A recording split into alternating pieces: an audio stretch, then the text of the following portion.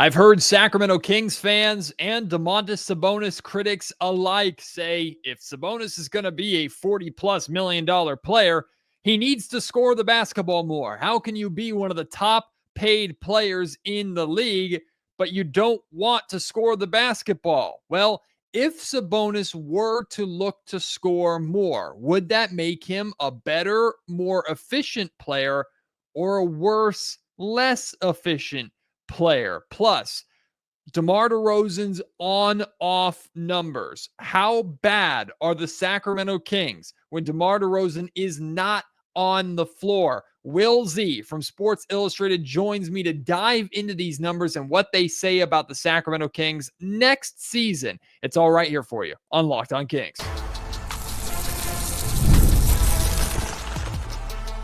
You are Locked On Kings, your daily Sacramento Kings podcast, part of the Locked On Podcast Network, your team every day. And now, ladies and gentlemen, it is that time for another episode of Locked On Kings.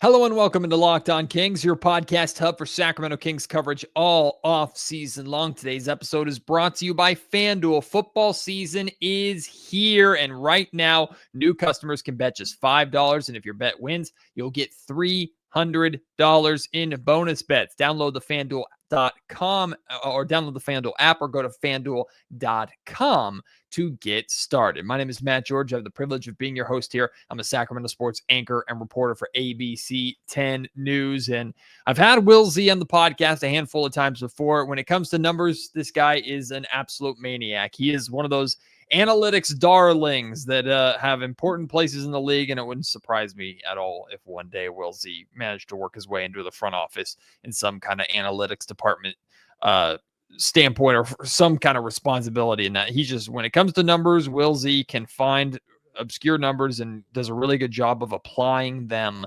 to real life and basketball circumstance and what they say about the team, current, past, present, future. It's a gift of his, and to all of our benefit, he uses that gift to write articles for Sports Illustrated and has written a lot of great stuff about the Kings this offseason. And now I have him here on Locked On Kings to ask him a couple of questions and dive into what the numbers say about these questions. And they're interesting conversation starter questions, like, of course, Sabonis as more of a scoring option, DeMar DeRozan on the court versus off of the court. Plus, we'll talk about Keon Ellis, Malik Monk, Dennis Schröder. There's a lot of stuff that we're diving into. If it sparks your interest, if you want to talk about it, feel free to respond at any point. You can reach out to me on Twitter at MattGeorgeSack. You can email me, mattgeorgesports@gmail.com, or leave your thoughts in the YouTube comment section down below. But for now, please enjoy my conversation with Will Z. Anytime I need to do a deep dive into the numbers and try and find out a little bit more about Sacramento Kings basketball through a spreadsheet, because at this point, we only have the numbers to help us predict what's going to happen for next season or give us an idea of what Kings basketball is going to look like next season. I call my man Will Z from Sports Illustrated. He writes, covers the Sacramento Kings over there. You also hear him from time to time on D-Lo and KC on ESPN 1320 radio here in Sacramento. Will Z, nice enough to be back with me here on Locked On Kings. Will, I'm excited to dive into some of these, a few of these questions with you to find out if we can learn a little bit more about what this Doug Christie era of Sacramento Kings basketball can look like before they even tip off game one. Man, I can't wait. It feels like it's been the longest offseason that I can remember. I don't know. It's probably because we didn't have any playoffs to help extend it. And just the stream of rumors with little to no actual movement, but I am ready for actual basketball. So it's great to get back into some numbers compared to looking and writing about trade rumors. Well, what we've been trying to figure out too is, okay, how much of this season and this off season is Scott Perry's plan and his roster construction the way he intended, and how much is it for lack of a better term, like a coping mechanism or buying time. Like I'm holding on to these guys because I have to. I'm going into next season with a largely inherited roster just because that's the situation. That's the way it is, especially financially. And I think immediately people look at guys like Domantas Sabonis, Zach LaVine, and DeMar DeRozan, who are all three still on this roster, and question, okay, Perry inherited these three. How does he make these three work? Does he envision these three working together, or is he stuck with them? And when talking about Domantas Sabonis specifically, because I've been told and we've heard that Perry is a fan of Sabonis. Perry likes Sabonis. So it sounds like even with Sabonis's contract, Perry wanted to keep Sabonis around. But when we're thinking of, okay, what's the next step that Domantas Sabonis can take? Because he's led the league in rebounds for the last 3 years. He's second in triple doubles only to Nikola Jokic, leads the league in double doubles, right? So it's hard to ask someone that's so statistically dominant to get better. But everybody who watches him consistently knows he could try and score more, especially for being now a $40+ million player. So what I was curious to ask you about and talk to you about is, when Sabonis has been aggressive, when he's been trying to score the basketball, has that taken away from the playmaking and the other areas of his game? Essentially, if the Kings were to simply say, Sabonis, your job is to score more, would that make him a better, more efficient, or a worse, less efficient player in your mind? Yeah, so I looked at this a few different ways. My first thought when really diving into the numbers was just to look at his field goal percentage. So based on how many times he's shooting, I broke it down into 5 different categories for his field goal attempts.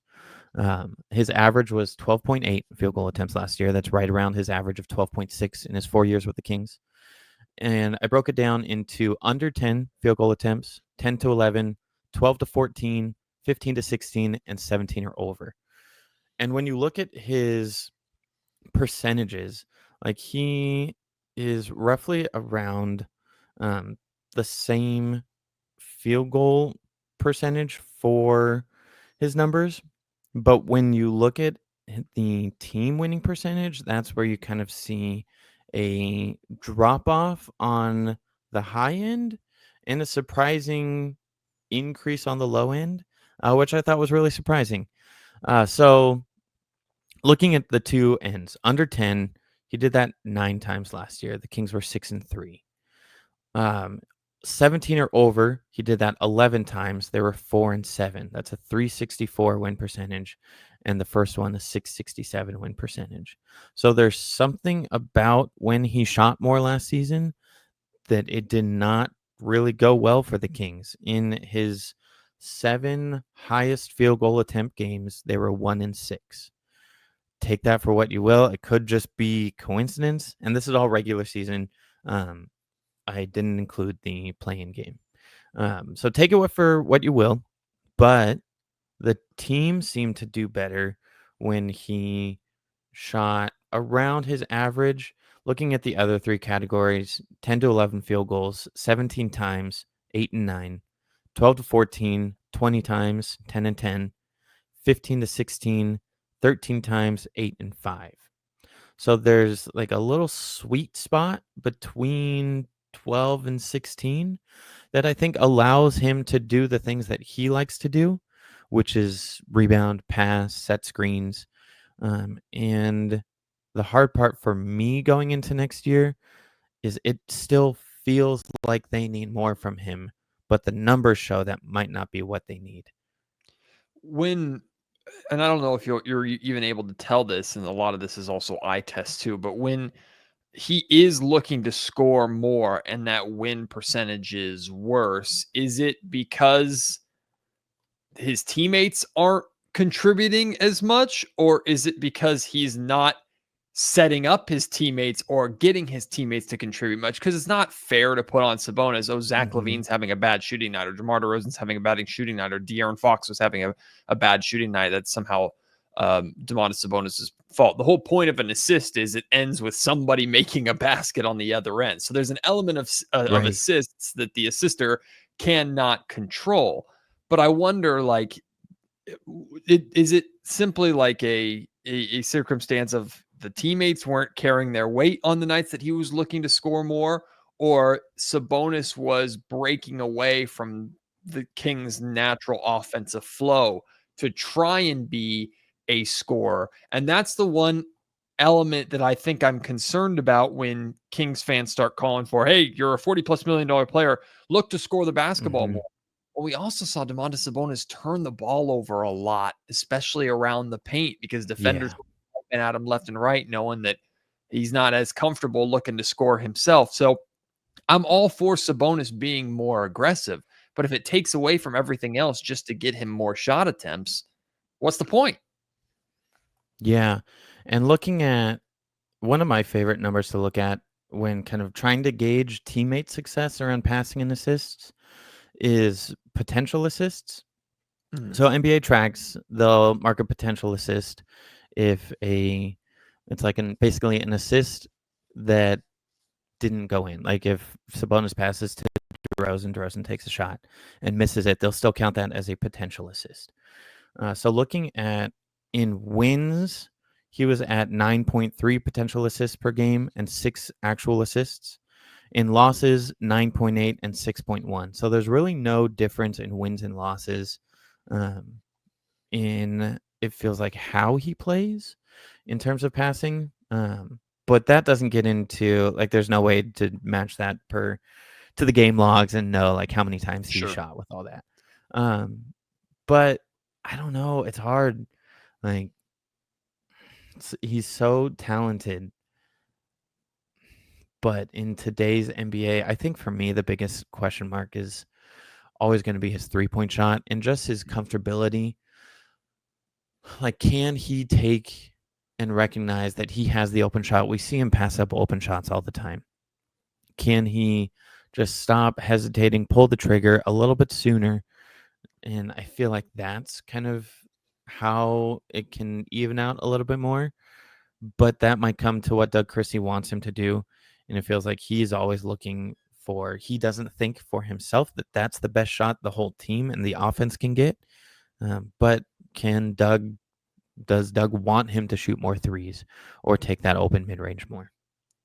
Well, there's no doubt that his performance in the play-in game against Dallas was absolutely unacceptable. And I think he'll say the same thing. So no matter what, that has to be significantly better. And unfortunately, that's the last glimpse we've got of Sabonis. Yep. So it immediately skews everything severely negative. And in the same way a lot of people felt, I guess, about Sabonis after the Warriors playoff series, but it wasn't nearly as bad as what we saw in that Dallas game. That being said, Will, I wonder, like, going into last season, it's De'Aaron Fox, it's Domantas Sabonis, and it's like the Malik Monk and DeMar DeRozan. And now you have Sabonis coming into this season with DeRozan and LaVine primarily as his 1 and 2, with LaVine being straight scoring, and that's it. Like, that is all LaVine does. So comparing the start of last season to comparing the start of this season, Sabonis as a scorer, is that less of a necessity now because LaVine's on the roster in your mind? And this isn't even numbers. This is more just your opinion. Like, I just wonder if now that LaVine's on the roster, because Fox had so many expectations as a two-way player, with LaVine just being a pure scorer, can Sabonis get away with being the guy that's like, yeah, I'll divert my opportunity scoring wise to both LaVine and DeRozan as much as I can? I think so. That's how I'm kind of going into it. And also it feels like a good pair because LaVine's he'll get assists and playmake, but he's not the playmaker that Fox was either. So you're not taking the ball or that responsibility out of Sabonis's hands like you were to put the ball in Fox's hands for that aspect of his game. So it really does feel like maybe his averages go down in terms of points and field goal attempts. And you see LaVine, and the big question mark, I think, is Keegan. Like, we all expect Keegan to do a little bit more and to shoot more, but those shots have to come from somewhere. And it's hard to ask LaVine and DeRozan to not take those shots because they're the two guys. So I think for me, I'll be looking at what's Keegan doing, and can he kind of fill in that gap too. But when it comes to Sabonis and LaVine, I can't wait to see a full season of the two of them. It feels like they should complement each other really well, but also we didn't see that last year at the tail end of the season. Like, it felt like it should be better than it actually was. Like I said at the top of the show, today's episode of Locked On Kings is brought to you by FanDuel. The NFL season is here. It kicked off last night with the Philadelphia Eagles defeating the Dallas Cowboys, and FanDuel is making sure you're ready for every kickoff all season long with a can't-miss offer. Right now, new customers can bet just $5, and if your bet wins, you'll get $300 in bonus bets to use across the app. $5. That's it. Put $5 on the easiest bet you can find. Put $5 on like the Carolina Panthers to lose or something like that. You will get $300 in bonus bets, and you can use FanDuel because it can fit however you want to bet, however you want to play, from player props to building a same-day game parlay, or even jumping in live as the action unfolds. It makes every game more exciting, whether you're watching your team or just keeping an eye on your fantasy lineup. It's quick, it's easy, and it's the best way to add a little more energy to your Sundays. So if you're ready to play, download the game or the FanDuel app right now by visiting FanDuel.com to get started. That's FanDuel.com to place your first $5 bet. We're going to transition to a question that I have about DeMar DeRozan. But as I bring up DeMar DeRozan and we wrap up a conversation about Domantas Sabonis, something that frustrated the heck out of me last season, Will, and I don't know if you have any numbers to support this or can bring any up quickly. There was no two-man game between DeMar DeRozan and Domantas Sabonis. And I don't understand why. Like, we saw for years the DHOs between Sabonis and Kevin Huerter primarily, or De'Aaron Fox to some extent, the two-man game between Domantas Sabonis and Malik Monk. And as soon as the Kings sign or trade for DeMar DeRozan, we get these videos of them working out together at USC in Southern California, and thinking, okay, these two are going to really be able to work off of each other, especially in the mid-range, the amount of space that Sabonis is going to be able to create for DeRozan and blah, blah, blah, blah, blah. And then we just never saw it. And I don't know if we should blame coaching for it, if we should blame Mike Brown, if we should blame the two. I just don't understand why we did not see DeMar DeRozan and Domantas Sabonis playing really any sort of two-man game together consistently. And that has me a little bit concerned about the same thing with Zach LaVine, because to me, Zach LaVine and Sabonis should be playing off of each other even more so because of LaVine's ability to shoot beyond the three-point arc. So in reality, I want to see Sabonis setting screens and running DHOs for both of these guys almost every possession. I don't know why the Kings wouldn't do that. Yeah, and looking at some numbers to pull up, like just passing numbers. So this doesn't get screen numbers, but passes from Sabonis to DeRozan. 12.6 per game, but that doesn't really matter. 1.2 assists from Sabonis to DeRozan per game, which feels so low. Why? And I know it's such a strength of your offense. Why would you not do it? I don't get it. And maybe the more concerning one is to LaVine. 0.5 assists per game to LaVine. And the percentages for LaVine: 42 field goal percent, 33.3 3-point percentage. So it feels like there's so much untapped potential there that we're just not seeing yet. And hopefully a training camp, an offseason, an offensive scheme that fits all of their styles. But that's what DeRozan and Sabonis had, and we didn't see that really come to fruition. So I don't know. And maybe it's just where Doug needs his own time and his own scheme, and like working off of Mike Brown's didn't really work for everyone involved. But it also could be that both LaVine and DeRozan are such talented isolation scorers that it's hard to ask them to be in someone else's space. Because like Sabonis, takes up a lot of space. He creates space, but it's a very involved game. Like, it's not just a passive screen. I'm going to pass to you in the corner. It's we're going to work together, and can we manipulate the pick and roll and get space together rather than I'm just going to go get my own bucket. See, and I know DeRozan and Levine are talented isolation scorers, but if the excuse is, well, they're not comfortable with it, then they're not good NBA players. And we know, especially with DeRozan, that's not the case, because you can't run ISO 20 times a game each. So the Kings are 40 possessions, or 40 of their shot attempts per game are coming in isolation. Like, that'd be absurd. And I think they know that. And I'm hopeful too, like a full training camp together. And then the term is, well, you get a full season of Levine and Sabonis together. But does that mean I'm waiting till March for them to be like, okay, now they're comfortable together? Well, at that point, the season's probably over. Yep. So season could be over in the first month and a half. You got that right, Will. Well, that kind of leads me to the question I want to ask about DeMar DeRozan, because out of anybody on this roster, DeMar's the one where you can go into next season and go, I know who DeMar DeRozan is. I know what DeMar DeRozan's going to do.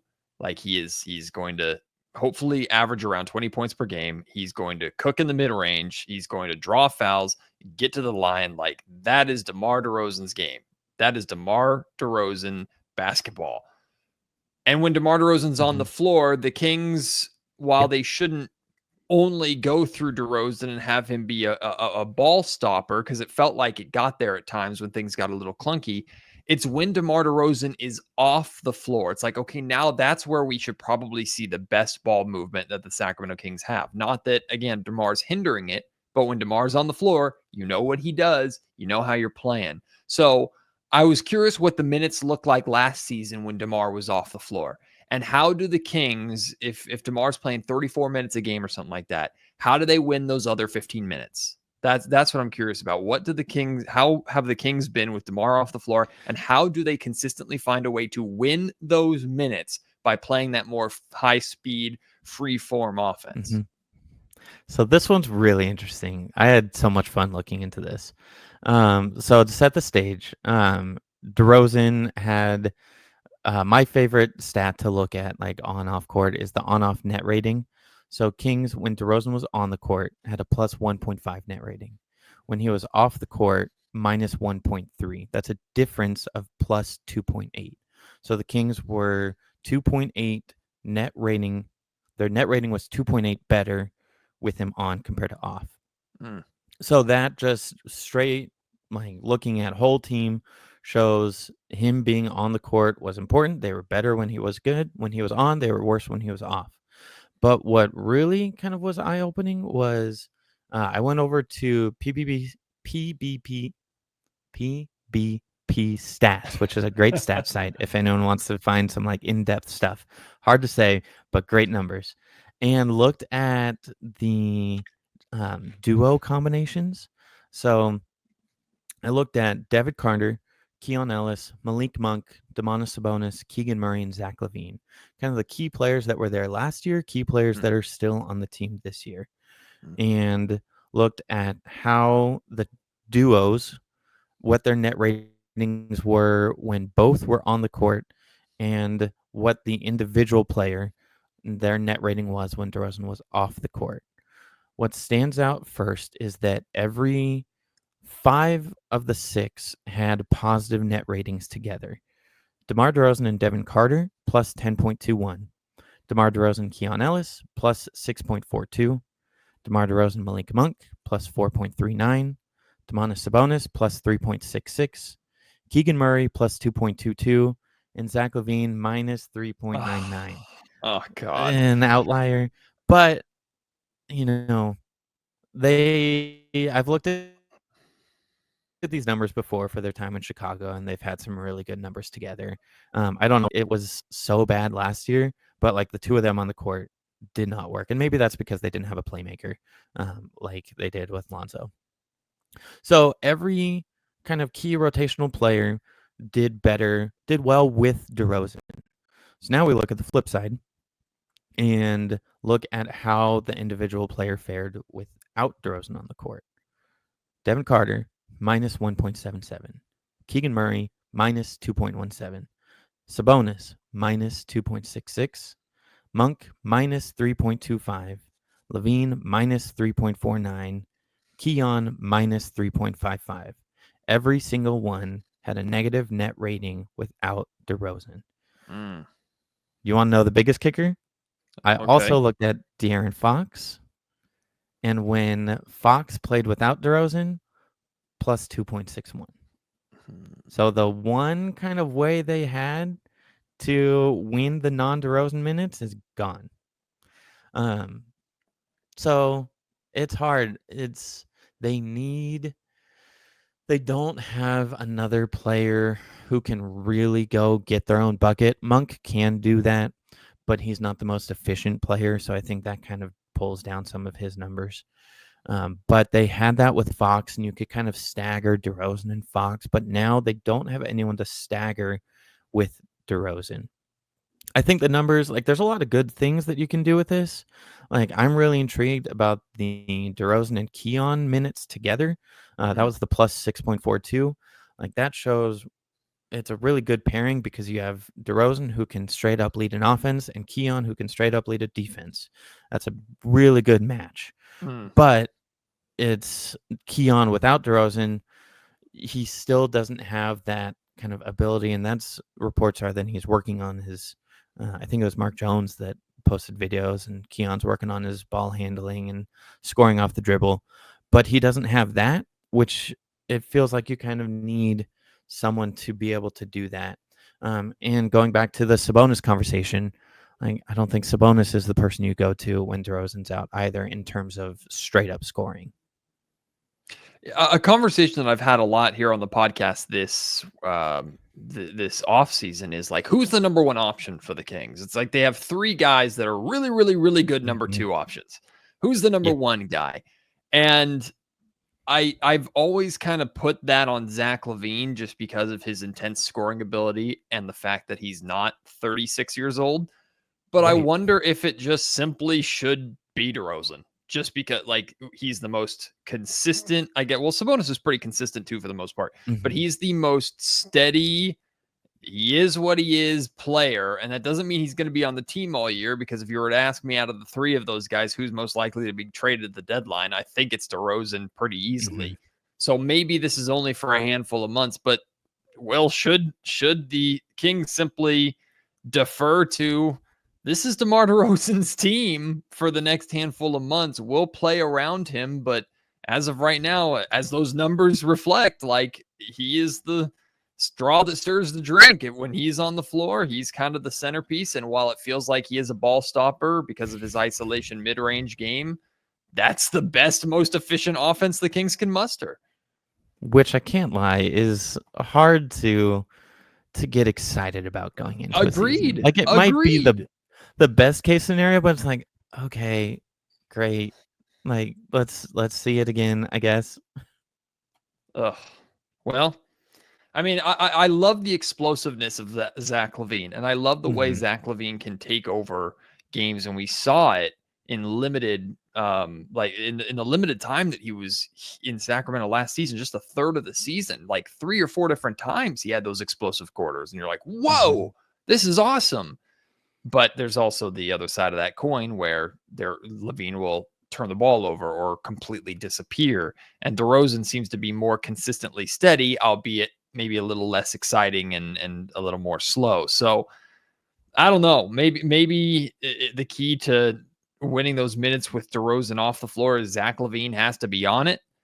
But you have to find a way to get that explosive offense from Zach LaVine without him just being now it's my turn to ISO. DeRozan's out of the game. It's my turn to ISO. Because then if that's then you're going to have 3 guys standing around. Keegan Murray's going to average 7 points a game because he's just going to be standing in the corner and playing defense. So, and maybe it's something where they just lean in to the non-DeRozan minutes, just super lean into the nitty-gritty defense. Like, can we see a lineup of, I don't know, even Schröder, like Schröder, Keon, Neek, Keegan, and who has Sabonis at the 5. Like, that's 4, I think, average to plus defenders that are going to be disruptive.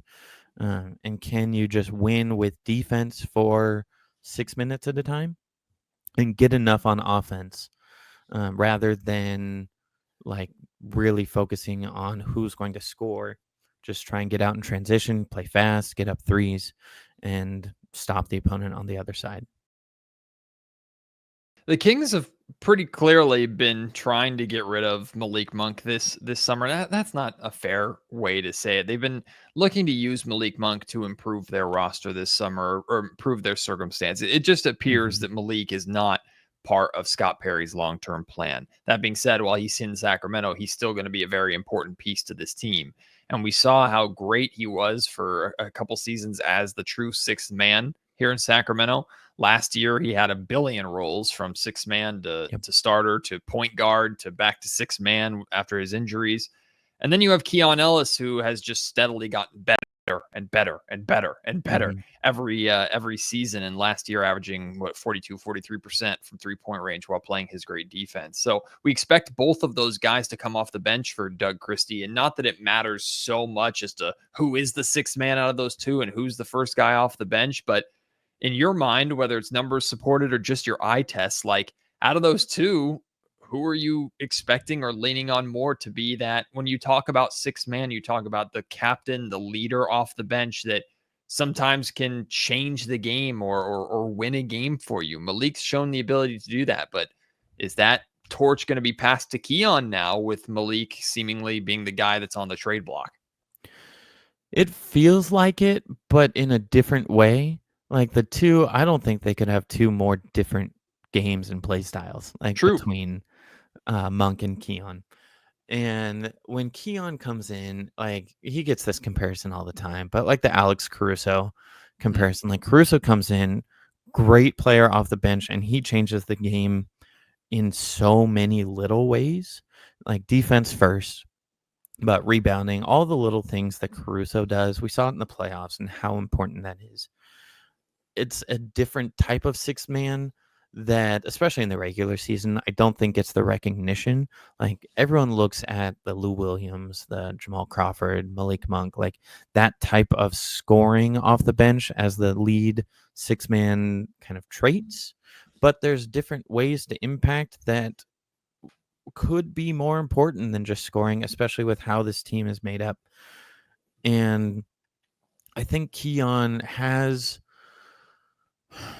probably more of an opportunity to impact the game as a whole than Monk, especially if he continues to take a few steps offensively. Whereas Monk, I think, we know his passing and his scoring can like turn a game around, but I think it kind of caps there compared to Keon. Can he get out, get deflections, get steals, knock down shots? That it might be switching over to Keon, but that feels wrong to say. Like I don't feel comfortable saying it, just because Monk is such a quintessential six man in terms of what people are looking for. And maybe it's at the end of the day, it just really is going to be the two of them, like the sixth men compared to the sixth man. And they do complement each other well because they have those different play styles. But if I had to answer, I'd probably lean towards Keon, just because I think of his ability to impact the whole game with the roster as currently constructed.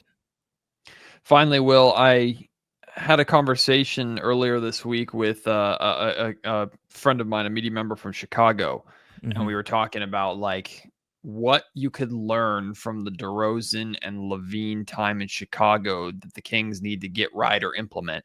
And we talked about the significance and the importance of the point guard. And we talked about the best year for DeRozan and Levine in Chicago, without a doubt, was the year that Lonzo Ball was healthy. And that was the year they made the playoffs together. And just, I walked away from that conversation knowing, okay, the key is Dennis Schröder, but not feeling good that the key was Dennis Schröder. And not because I have any doubts about, well, I do have doubts about Dennis Schröder, the basketball player, but more thinking, God, this guy is coming in after bouncing around the league quite literally over the last couple of years. The amount of teams he's played on over the last 2 years alone is absurd. He's coming in and we're essentially saying, okay, you got to run the offense and you are the glue that has to make this core work together, like right away. And so like Schroeder, his first impulse is kind of as a scoring guard, a speedy scoring guard. He's almost like, for lack of a better term, like De'Aaron Fox light, like in some ways. Mm-hmm. But we're talking about the playmaking aspect of a point guard. And I know some people would then go, well, Domantas Sabonis is going to be doing the playmaking because you're going to run through him. Okay, but you got to have obviously more than that. You still need a point guard to be a playmaker too and handle a lot of those responsibilities. So do the numbers show anything or say anything about Dennis Schroeder's past and his ability as more of a playmaker over a scoring first guard? Because that's what I think the Kings need from him. Less of what he is, but more what the Kings need out of him.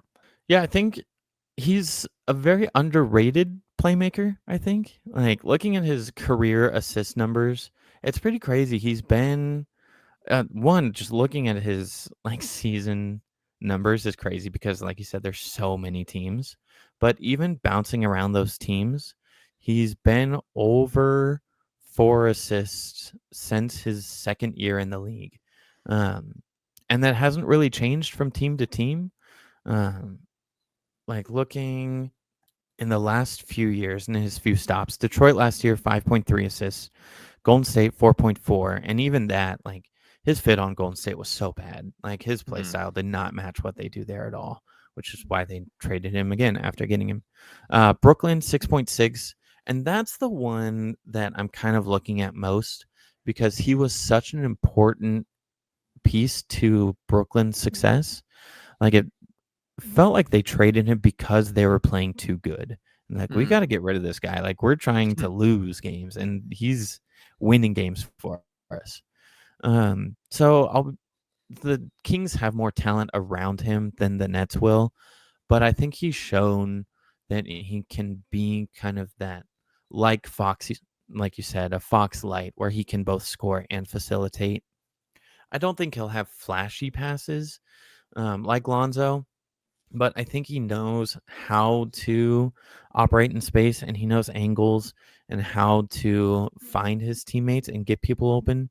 He's great in the pick and roll.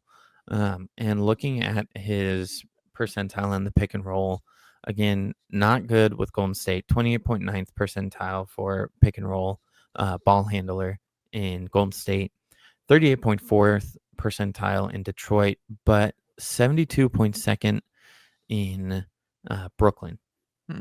So the top tier of ball handlers in the pick and roll, Kings haven't run a ton of pick and roll, but that was also in Mike Brown's offense. And be interested to see kind of how those numbers and how much they do shift under Christie. But it feels like there's the ability for him to just be steady, not probably as dynamic of a playmaker as Lonzo, but less up and down than Monk. Like with Monk, we see, I think, peaks and valleys more.